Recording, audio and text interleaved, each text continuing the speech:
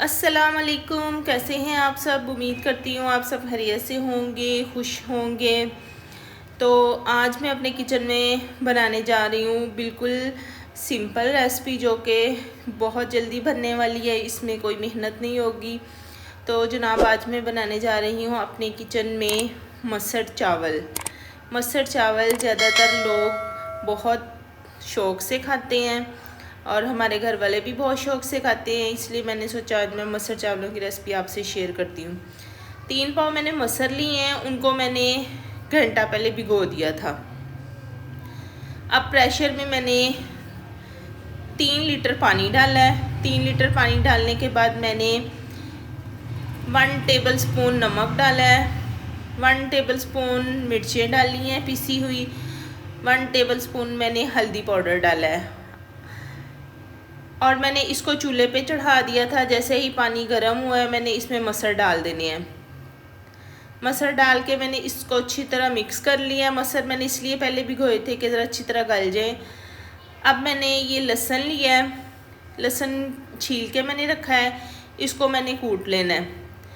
मसरों में लहसुन का फ्लेवर सबसे बेहतर होता है और बहुत ही अच्छा लगता है, इसका टेस्ट बहुत अच्छा होता है। ये लहसुन मैंने कूट लिया है। अब इन मसरों में मैं लहसुन डालूँगी।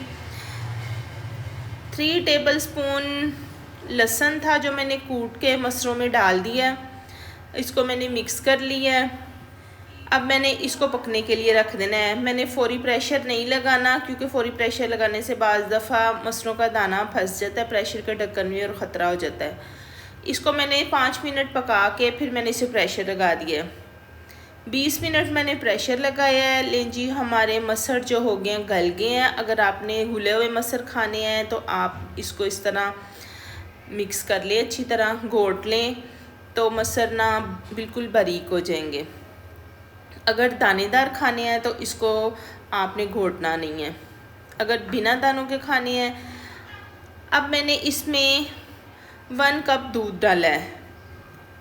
1 कप दूध मैंने इसलिए डाला है कि इससे हमारे मसर क्रीमी हो जाते हैं और इनका टेस्ट जो होता है ना वो डबल हो जाता है।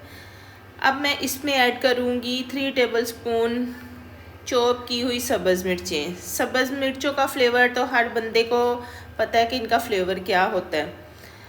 अब मसरों को मैंने 2 मिनट मज़ीद पकाना है।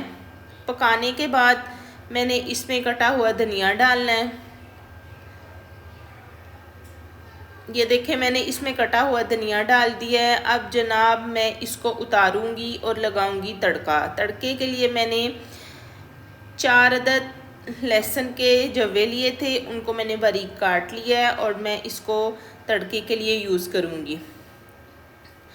ये मैंने आज घी में तड़का लगाना है, क्योंकि मैं आज चाह रही हूँ कि मेरी हंडिया में कुछ चेंजिंग आए, इसलिए मैंने आज घी का तड़का लगाना है। इसमें मैंने 1 टेबल स्पून ज़ीरा डाला है और जैसे ही लहसुन ब्राउन हो गया मैंने तड़का लगा दिया।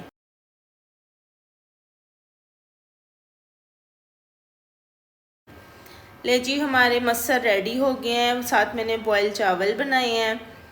बहुत ही सिंपल और इजी रेसिपी है। उम्मीद है कि आज की रेसिपी आपको पसंद आएगी।